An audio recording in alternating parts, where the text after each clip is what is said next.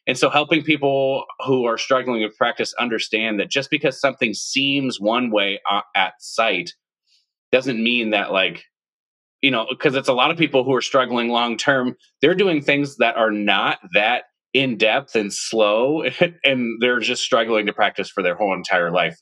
And they never really deeply learn skill. So I wanted to use that as an example. It's like when I hear it, I'm thinking, yeah, like that seems like it would take forever to do. But even if you just did it once, maybe that's sufficient. Yeah, students, the tortoise wins the race. Yeah. Yeah. Just want to make that point.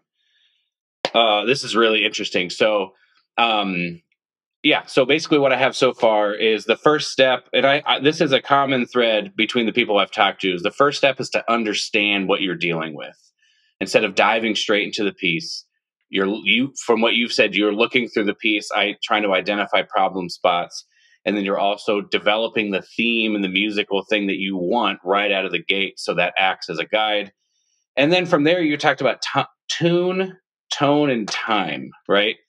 And so I don't think these are inherently technical problems, but let's talk about them as a technical problem for a second. Let's say you're playing through the canon and your sound is not as centered on every note as you want, right? So then you would say, I want to develop, like, I hear that my sound is not as centered on every note that I want. So then what's a strategy for you that you would work on to fix this sort of pillar, to make sure that that pillar for you is on track? Does that question make sense? Yeah, no, it does. I think that let's not gloss over. I understand that my sound is not so centered, because in my experience as a teacher and as a musician, your "I got it" button is broken. You really need to make sure, you have to prove that it works every day. And so, um, let's say with the canon, my sound is not centered. Okay, uh, I would do some poking and prodding as a teacher and as a player, and say, okay, why is it not centered? Process of elimination. Is it a technical concern? In the first, let's go with the first phrase. Ba da da da da dee da dee da da dee. This is not triadic harmony. Right. This is not Haydn. Okay, so hearing it is an issue. This is actually quartal and quintal harmony. You have a lot of F to C and E flat to A flat.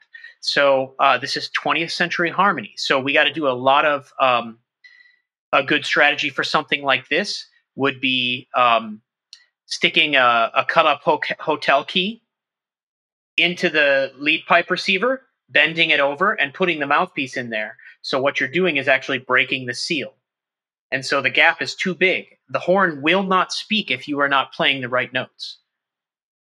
Another really good one is piano, playing it on the piano, and then doing the same thing, mouthpiece buzzing and singing.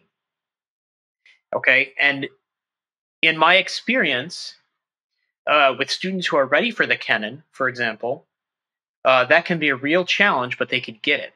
But oftentimes, the answer there is, I'm not ready for this.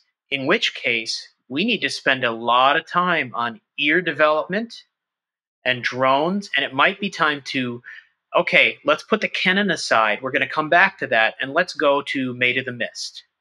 Let's go to Aria Converizia Zonia. Oh, it's hard to say. Or rope hearts or something like that.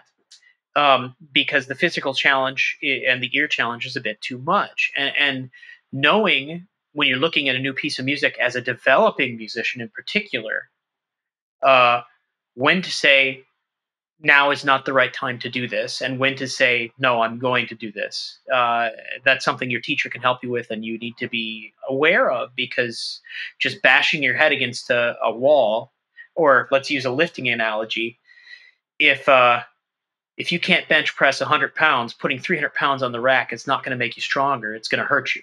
Yeah. I think that's I use that example from time to time because it's very easy to see how that would be problematic.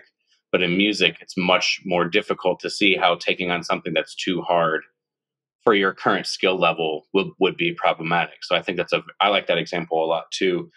So what I wrote for that was, you're getting the theme, and then it doesn't really matter. Like once you have the theme, it almost doesn't matter what problem you're experiencing, right? Like what you want to do is when you hit a problem, you don't want to just necessarily try again and try again and try again, but rather you want to stop and ask, why am I having this problem? What could I attribute it to?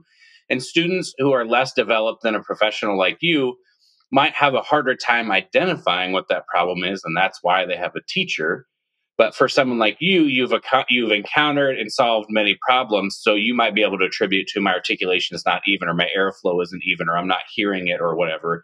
And then you're going to say that's going to help determine what the correct approach or the correct application to solve that problem will be. So if the problem is an ear training thing, you're not necessarily going to slur everything and right away, right? Because it's not necessarily the appropriate solution.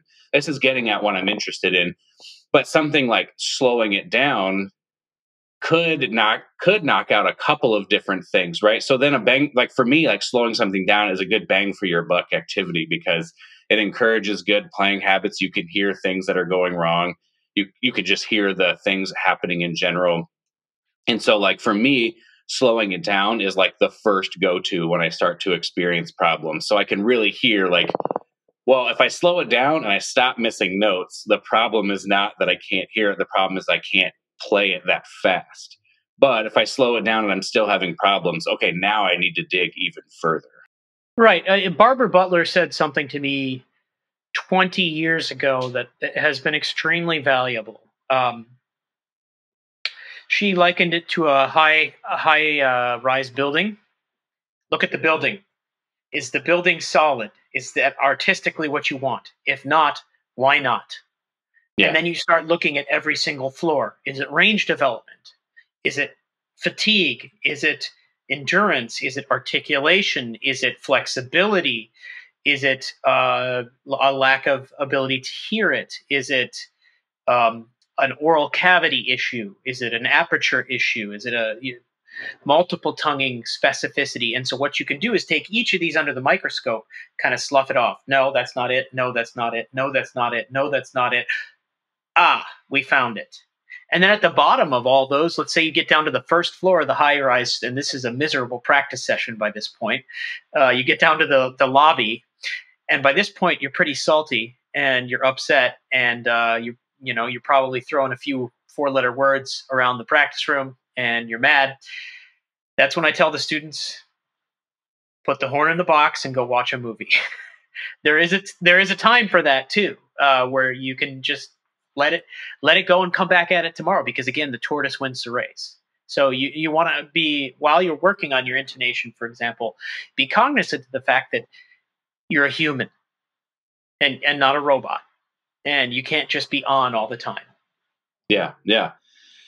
No, that's good. I like, I mean, you don't need my validation, but I really like the way you're talking, like this problem solving aspect. I'm a very big believer that turning our sort of paradigm about practice into it's a problem solution dynamic kind of changes everything, because it's like the things that you aren't good at are now seen as problems that have a solution, not like I'm really bad at the trumpet and everything's terrible because I can't do it. It's just, oh, that's a problem. How do I solve it? And I think that is a healthier mind space to practice in general. And I think that will take you further in the long run. One thing about practice that I know we have talked about previously, and I would love for you to share, is sort of pacing the progress over time so that you're not necessarily trying to practice through anxiety or stress or anxiousness, that you're really trying. I just said that twice, right? Anxiety, stress, anxiousness. But some people stress practice because I'm trying to learn this as fast as I possibly can. And it causes this layer of, what if I don't learn it? But I know that you value, I'm going to learn this through a process over time, just putting in the work that I need to.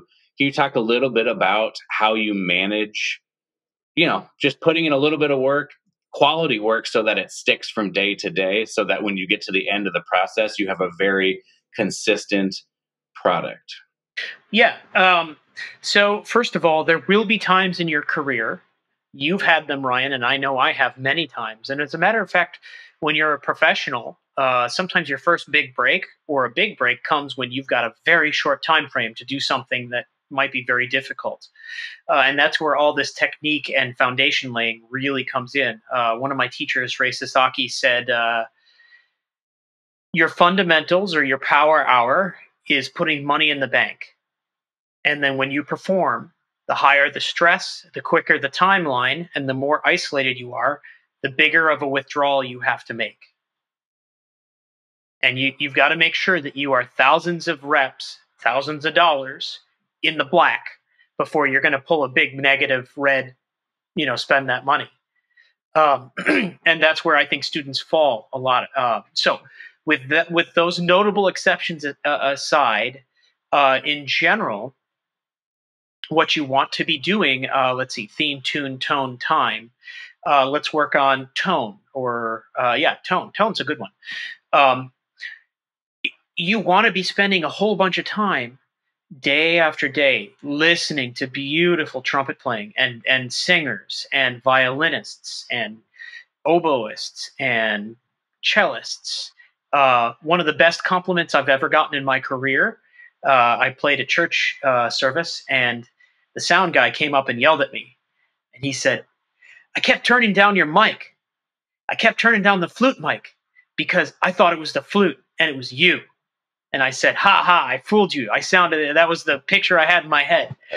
Nice. So, you want to be able to spend a lot of time working on making your instrument tonally sound the color that you want it to sound.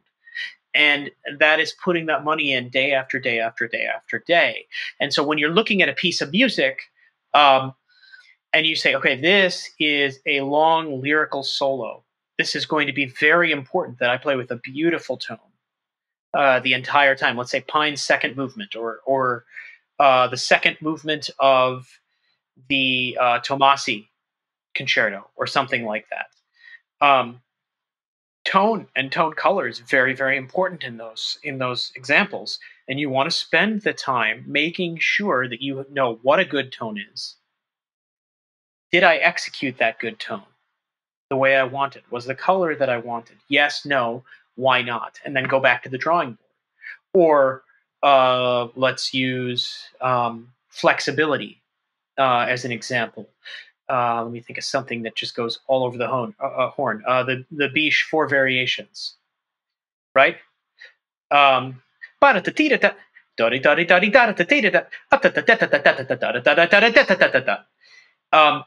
You're going to want to spend a whole bunch of time slurring that, singing it, flutter-tonguing it, making sure it's seamless. You could go back to your Schikowitz flow studies or your Clark fives, playing scales in thirds and fourths, that kind of thing, and looking for. We could use the Biche as an example. This is all triadic harmony, but it's not functional. So I'm looking in my part. You'll see A, F, D. Okay, that's a D minor. B, G, E. That's an E minor. So that's D minor, E minor. So I'm not thinking A, F, D, B, G, E. I'm thinking D minor, E minor. Right. So I'm thinking in larger groups. Body, body, body, body. That's a C major 7, 9. Bada, bada, body, body. And then ba da da ba da da, for example. So I'm thinking C major 7, 9, D, E. So what you do is, rather than sounding out each individual, if we akin this to making it to reading, I have a second grader right now sounding out syllables, my daughter, sounding out syllables, and now she's sounding out words, and now when she reads, she's looking at entire sentences. We do that musically as well. Yeah. And so that's what you want to be looking at when you're looking at a technical issue like that. What are the organizing principles that make this not so note to note if it's a lot of notes? 100%. Yeah. So what I wrote during that, I want to see if I understood you correctly. I wrote that part of learning a piece happens in your fundamental practice. Like they're not two separate things. I've even thought of it that way, right? I have my fundamentals, and then now I have my piece of music. But if you use your fundamentals to develop the difficult things that are happening in your piece of music, then it allows you to, in the future, learn music quicker because you've sort of already done a lot of practice on this piece before you ever started looking at it because of the way you've been approaching your fundamentals from like a what skills do I need to develop, not just like I'll just play through this book, right? But I'm developing these specific skills. And then what you said at the end there about putting sentences together, this is very, very similar to the way Anders Ericsson talks about the mental representation, where it becomes more and more complex and you can start putting together things that were separate. You can start categorizing them in like one thought or one idea in your brain, which allows you to then carry more information, where at first everything took a ton of thought. But now, because you can group chords together or scales together or phrases together, you can carry a lot more information in your brain, but that process takes time. It takes the time to work it out in your fundamentals, like you were saying. With the fundamentals, I like to think about a rising tide raises all ships. Let's think of every single piece as a boat. And you can work on that boat and make that boat beautiful and trustworthy. But if your fundamentals are a very low tide, then every single time you work on a new boat in dry dock, you're going to have to do a whole bunch of work. Whereas if that tide is raised, the level that you're starting from is going to be much higher. So with my more beginning students especially, a lot of times they'll work on their all-state piece, which is really hard. I think, frankly, a lot of times high school all-state, this is a side rant, but high school all-state etudes are ridiculously hard, and the people that design them aren't thinking about the general student population. There, that is my rant. Okay. When you work on something that high, let's say that's a gigantic yacht or something like that, and then the second they stop working on that, that's a college level etude or solo, then they go right back down to a little tiny dinghy.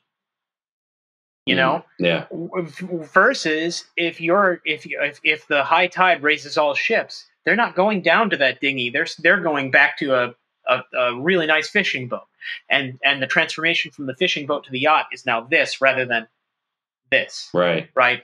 So it doesn't take as long to work on the next yacht, as it were.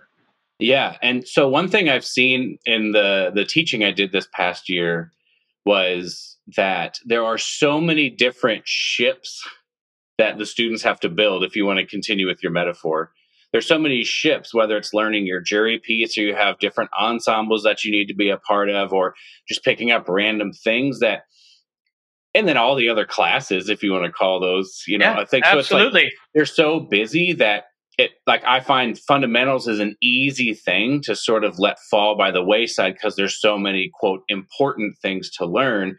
But trying to, like, the way that you've framed it in this conversation, you can kind of easily see actually how important it would be almost to practice your fundamentals instead of those other things, because you'll be developing the skills that'll make it easier to access the difficult parts of that material. Like, it's not saying you shouldn't practice your jury piece. It's just, if all you practice was your jury piece, when you're finished with that semester, you're back to where you were beforehand versus you have improved. So I love the way you said that. I appreciate your perspective on that. Yeah, well, I think that I tell my incoming freshmen, you are going to do 75% of what I want to do. I'm going to control what you practice, and your grade will depend on it. And then by the time you're a senior, if you do your job right, that trust is built, you're going to be a lot better. And I am only going to control 15 to 20% of what you do. The rest is going to be self-directed. And then that over time, that shifts if you're doing your job. Now, there are students that they don't do their job. And so it stays at about, we just got to get them across the finish line and get them that degree. But in order to make the transition to being a professional musician, eventually, you have to be able to control 95% of your playing and then manage that load with all the demands. I mean, I wouldn't say that what you do or what I do, Ryan, is any less demanding than what is put on the plate of a student. It's just that it might not be as many hours during the week, but it's exceedingly difficult. And so it takes longer hours to prepare each item. for example, if you're going to play the Brandenburg, that's 6 weeks of prep minimum to do it right. And so let's put those hours together cumulatively for a professional. You're probably talking 150 hours. That's a big, long assignment, akin to a jury piece, right? And while you're doing that, you have to play Dvorak 9, Beethoven 5 for the 10th time. I mean, maybe there's a Symphonie Fantastique in there or something more, or I might have a conference or fly up and play with you guys and do XYZ while I've got a solo recital that I have to be preparing at the same time. So there's a whole lot of this going on, right? So that's a big part of when you're looking at a new piece of music as well, is you have to be able to juggle a whole bunch of balls, and teaching the students to do that and growing musicians to do that is a large part of their curriculum, even if it's not saying you have to learn to multitask. That is your class, is multitasking. Well, yeah, kind of. Interesting. Yeah, I hadn't thought about it quite like that, but that's great, man. I kind of have one more category I would love for you to talk about, and then if there's anything at the end that we haven't covered, I'd love for you to share. But you and I have worked together. You've done some gold method programs for recitals and a couple of auditions, and so you kind of know where I'm coming from when I talk about structure and things like that. But I also believe, especially in a fundamentals routine, having a certain amount of time for experimentation or exploration to sort of say, I'm not on a tight schedule here, I just want to explore this problem, is important. But if you only do that, it's likely you won't get to all the things that you need to get to. So, I mean, if you want to say the gold method programs or whatever, that's totally fine. But what is your way of balancing being structured to make sure you're covering all of the bases and the things that you care about, but also making sure you leave room for, like, I'm on to something here and I want to just explore it while I'm trying to figure out how to solve a problem? I think there's a time for experimentation, and there's a time to dial it in, and really work on specific skills. There's a time to rest a little bit more, and there's a time to really hit it. And you need to know, and be able to kind of plan your days, weeks, months, and years. Experimentation, perhaps not the best the week before the jury, or the week before the audition, but 12 weeks before or right after, absolutely. And I think that you need to. There are certain schools of thought, and we don't need to get into names of these certain schools that talk solely about the technical or solely about the musical. And in my opinion, and this is just my opinion, I think they're all wrong. The answer is yes. You need to have good technique. You need to understand what good music is. You need to have a check on whether or not you're making that. And you need to have a system to to examine those checks, and be able to break that down. Now, that doesn't need to be a spreadsheet per se. And a lot of this is going to depend on the type of person you are too, and what you're going through as a human. With college students, for example, they're growing as people. They're not who they will be at 35 yet. And so allowing yourself a little bit of flexibility is super important. You just need to know when and where to put that in, so that it's not interfering. When you go out to perform, I tell my students all the time, it's like a free throw for a basketball player or hitting a single for a baseball player. It should just be free throw. Again, you don't want to do anything extra stressful or extra important or extra special. You just want to discharge what you've prepared to do and do it in a musical way. Yeah. But there are times to look into, how might I be more efficient, and what am I missing?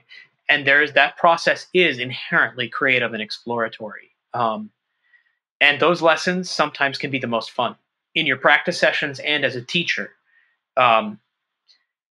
I vividly remember. Actually, I think I told you about this. This must have been 5 years ago now, 4 years ago, where I was actually single tonguing incorrectly. My tongue was traveling too far forward and back. There was a lot of inefficiency. And so you said something that talked about the tongue just kind of dipping into the airstream. And you didn't tell me physically what to do, but you said, I imagine my tongue dipping into the airstream from the bottom and then getting back out of the way. And I kind of played with that. And it wasn't a specific physical instruction at all, but it got me in the right physical place. Now, that took me months. Yeah. I saw the promise right away. But that rebuilding, that kind of forging that new neural pathway took months to where I could, and frankly, years. It's much better, but it is still something that, I play in tune, I think, most of the time. Single tonguing, not quite as good as my in-tuneness, I think. Sure. That's my weak that I want to work on. So does that make sense? Absolutely. No. And so what I wrote there was just that sort of like looking at your schedule, seeing what types of things are on your plate, that kind of timing will dictate how much freedom you may get with your practicing. Like, so if you're further away from a goal, or you're sort of in a period of time in your life where you just don't have a lot of things on your plate, you can be very exploratory and figure things out, and maybe reaching out to other people who do things that you really admire and saying like, I've struggled with this and it sounds like you don't. And so getting outside information. But the closer you get to something, or if you're busy or juggling a lot of different things, maybe you have to be a little bit more process oriented during that time, a little less exploratory, so you can make sure you're covering the things you need to be successful. That's kind of how I interpreted what you said. No, that's exactly right. Yeah. And then I love, man, I've never thought about it this way. I'm going to steal this. But when you said, I didn't hear the first part of it, but when you said developing a system to check these, it's like exactly what the gold method is. It's like, that's a better way to say what I've been trying to say, which is like what the system does is like you have this mental representation, and the system or the program itself is just as an organization to follow, to check making sure you're doing the things you're doing that you want to be doing. Like, yes. That's all it is. Like, it's not some magic bullet. It's just, you need organization, because without that, it becomes really hard to manage those checks. And then also developing the skill once those checks have been, like, once you figured out the solutions, then you need a system that will help managing you, making that habit automatic. Right. And that's going to depend largely. I mean, you and I think very similarly in that way. We are very process oriented people. There are others. I've run into musicians who are brilliant musicians, who are complete creative types, and they're terrible at explaining how they do what they do, but what they do is brilliant. And when you watch them practice, and I have, the way they go about it is very systematized, even though they might not put a finger on it in that way. So everybody's a little different, and you have to allow for the differences and celebrate the differences in people. This is what makes the arts art. It's a people business, and so as I guess expanding on that, as a teacher, the first thing I do for my freshmen, they have to, their entire first week, they have to log what they do at every hour of every day. And that is their first full grade. And they always freak out about it. And then I make them put it in a G calendar. Now, they don't, I say, please don't tell me when you eat or go to the bathroom or whatever. Just from 1 to 3 p.m., this is personal time. Yeah, 8 to 9 a.m., personal time. 10 to 12, class. 9 to 10, practice. 12 to 12:45, travel. I mean, so these kind of systems to help students and developing musicians see where their inefficiencies are, and providing this check, as you say, this systematized check, they are very, very helpful. It's only when you don't question them and examine the systems and tweak the systems, which then they can become confining and or damaging but assuming that you're always updating your systems, and that's why they call it work. Work will never not be work. You look at a new piece of music, and even if it's fun and even if you love it, it's still work. You still have to subdivide. So, for example, No, that's great. And like what you talked about with systems, I clearly believe in that too. This idea that, you develop something and then you stick to it for a little bit. It's kind of what you talked about with practicing and having exploration versus I got to stay up close to the process. I would say developing systems is the same way. You creatively see what problems you're having and think, okay, I'm going to develop something that I think will solve this. Then I'm going to stick to it for a month and then see what worked and what didn't. So you kind of are going between this, I'm sticking with it and I'm being creative and trying to continue to update it. I'd like to go through what we talked about in this episode to sort of try to see if I can summarize it to some degree. And then if there's something I missed or if there's something I got wrong, you please tell me. How's that sound? Yeah, let's do that. The one thing that I would add to that last statement that you made is you're talking about processes and systems and examining things that you do.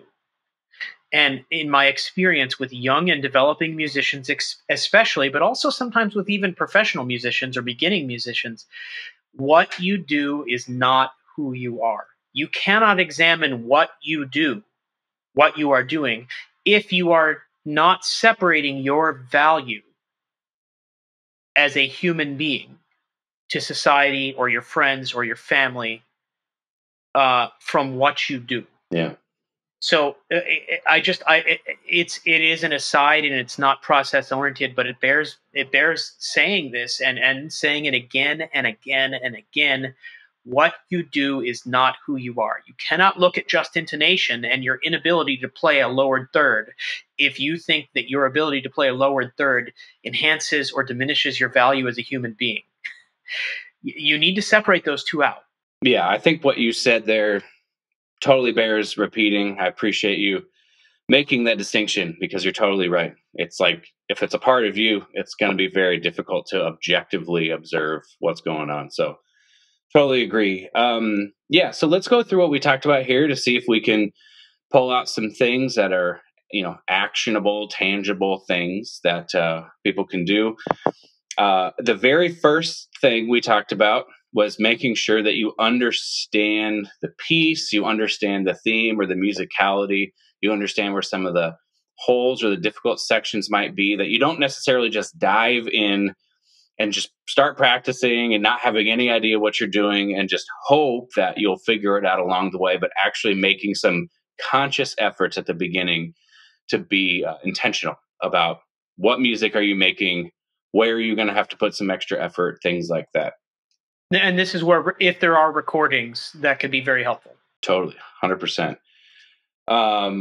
Then you talked about theme, tune, tone, and time, these sort of 4 T's, these 4 pillars.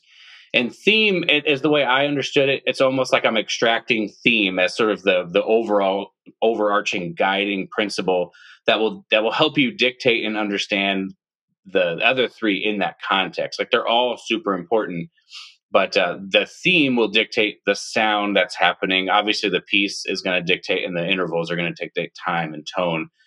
But so you have these 3, and then you're seeking in your practice sessions to understand how to get these 4 pillars as sort of a baseline operating at a very high level. The best tone you can have, the most accurate time, the best intonation you can possibly get, all in service overall of what the theme or the musicality that you're trying to portray is. And so when you're doing that, we want to develop a system that's going to help us check and see when is that going to happen. And basically part of the system may be how are you and when are you going to incorporate recording so you can hear yourself so that you can say, okay, these are the things I need to improve. When you run into a problem, there's sort of two parts or 2 sides of the same coin. The first is that it will be, especially if it's a big problem, it will be worth asking, how could I incorporate something like this into my fundamental work so that I can address the root cause or the skill itself? But then also just asking in general, why am I experiencing this problem? Because it might not necessarily be a root fundamental cause. It might just be a lack of focus or something like that. And just drawing attention to what might fix this problem might be part of the solution. You gave examples about articulation, breaking it down into a single note and then fluttering everything and then slurring the whole thing and then legato tonguing and sort of building it from this very basic, healthy example into the thing that would resemble performance. You gave examples of you want to play it on the piano, mouthpiece buzz, sing it, and an example of maybe your ear training needs some help. We talked about the canon being not triadic harmony, so maybe you would need a little bit more of those ear training solutions. You talked about putting a thing in the mouthpiece to break the seal so that you have to be very, very accurate, and it would help you know where you're not being accurate. And then, yeah, maybe just needing to develop the skills necessary in your fundamentals routine. So it could almost be you'll start with all of these solutions, and if it really seems like no solution is helping, you can pretty assuredly say that the reason you're struggling with this is you need to get better at that fundamental skill. It's not a quick fix, so to speak. Or that the assignment in itself is inappropriate. Right. And then and then we talked a bit about too, just a philosophy of practice, maybe not like specific to learning a piece, but a philosophy of practice being that the more that you invest in the bank of fundamentals, the more you're going to be able to pull out and in a time that you need it. So that investing in your fundamentals is a very, very good thing to do. That's why that wasn't looking right. Investing in your fundamentals is a good thing to do because it's going to allow you to be more successful in pressure situations, but it's also just going to help you learn music quicker. So you could sort of see your fundamental work as I'm practicing future pieces before I ever get there because I'm developing those skills that'll make it so I won't be spending time figuring out how to have consistent articulation all over this piece because I'll just have developed consistent articulation. Yep. And then we talked about also, again, sort of a philosophy type thing, but there is a time for exploration and there's a time to be really strict with a program, and where you're at in a given preparation cycle or how busy your life, that's going to dictate how much freedom you might get within your program versus needing to stay pretty structured and still getting the most out of it. It's not like you're never going to have a time where it's like, well, I'm just not thinking anymore. I'm just going through the motions of it. But you may not get a big open extended time to say like, how do I like change my tongue position for my articulation? Or, I want to, or like even like things like equipment changes. Sometimes you need a little bit of time to like explore what that is. Right before a jury may not be the best time to do that, like the week before. So just the timing itself will dictate a little bit about where your mindset is as well. And then it bears repeating, so I'm going to repeat it. But what you do is not who you are. So as you begin to analyze your practice sessions, analyze the way you're going about sort of living your life, if you want to say it that way, beginning to separate yourself from those things so you can look objectively and not feel like you're judging yourself very hard for things that have nothing to do with your value as a human being is also a good sort of big picture thing to take away. Did I miss anything? Do you feel like that's pretty sufficient? I think that, yeah. I mean, that is an undergraduate degree in a 45-minute conversation. Look at that. We did it. Saving students money, man. Well, I appreciate this. I feel like I got a lot out of it. And I mean, even something as simple as thinking about programs in that way is going to, you know me well enough, that's going to like change a lot of different things for me. So I appreciate your time and you being willing to, dig down deep with me in this way. If there's people who are listening who are interested in knowing more about you, knowing more about your teaching at UCF or just thoughts in general, are they really connected with something and they want to get a hold of you, how would they do that? They can email me at jesse.cook@ucf.edu, jesse.cook, or jessecook.com. JessePatrickCook.com, not JesseCook.com, because if you do that, you'll get a guitarist. So nice. Well, again, I would highly encourage you listening to reach out to Jesse. As you heard in this interview and ones we've had previously, he's just an open book and just wants to help. So definitely take advantage of that. I want to thank Brandon Yoakum for his work on mastering this episode of the podcast. You can check out Brandon at epiphanyrecordingstudio.com. And most of all, I want to thank you for listening. I appreciate you giving me your time to listen to this. I hope you enjoyed it. We will see you in the next episode.